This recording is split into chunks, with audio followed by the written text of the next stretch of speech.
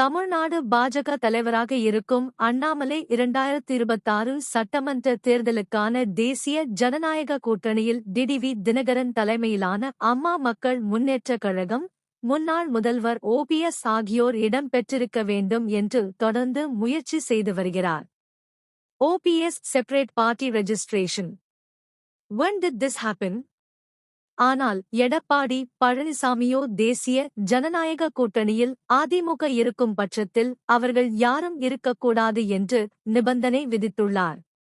இந்த நிலையில் எடப்பாடியின் அழுத்தத்தை அமித்ஷா ஏற்றுக்கொள்ளும் பட்சத்தில் ஓபிஎஸ்ஸின் அடுத்த கட்ட நடவடிக்கை என்ன என்ற கேள்வி எழுகிறது. இதைத் தொடர்பாக ஓபிஎஸ் வட்டாரங்களில் விசாரித்தபோது எம்ஜிஆர் அமைச்சரவையில் அமைச்சராக இருந்த மூத்த தலைவர் பண்ருட்டி ராமச்சந்திரன் தொடர்ந்து பன்னீர்செல்வத்துக்கு ஆலோசனைகளை அளித்து வருகிறார். அவர் 2024 நாடாளுமன்ற தேர்தல் முடிவுகளுக்கு பிறகு பன்னீர்செல்வத்திடம் எப்போதுமே டெல்லியை நம்பிக் கொண்டிருக்க கூடாது. அவர்கள் தங்களுக்கு என்ன லாபம் என்று மட்டும்தான் பார்ப்பார்கள். இப்போது நமக்கென்று தனியாக ஒரு கட்சி இல்லாத நிலையில் நாம் டெல்லியிடம் மிகுந்த எச்சரிக்கையாகவே இருக்க வேண்டும். எனவே தேர்தல் ஆணையத்திடம் ஒரு புதிய கட்சியை பதிவு செய்வதற்கான விண்ணப்பத்தை அளித்து வையுங்கள். அது எப்போதும் நமக்கு உதவும் என்று கூறியிருக்கிறார்.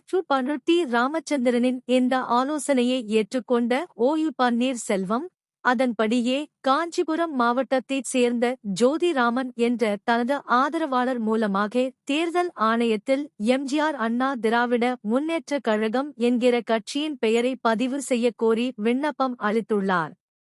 OPS separate party registration. When did this happen? கடந்த டிசம்பரில் அளித்த இந்த விண்ணப்பத்துக்கு ஜனவரி 2025 மாதம் தேர்தல் ஆணையமும் ஒப்புதல் acknowledge அளித்துள்ளது. எடப்பாடியின் அழுத்தத்தால் ஒருவேளை தேசிய ஜனநாயக கூட்டணியில் இடம் இல்லாமல் போனால் பன்னீர்செல்வம் இந்த தனி கட்சியை வைத்துக்கொண்டு 2026 சட்டமன்ற தேர்தலில் களமிறங்குவார். அவர் விஜயோடு போனாலும் ஆச்சரியம் இல்லை என்கிறார்கள்.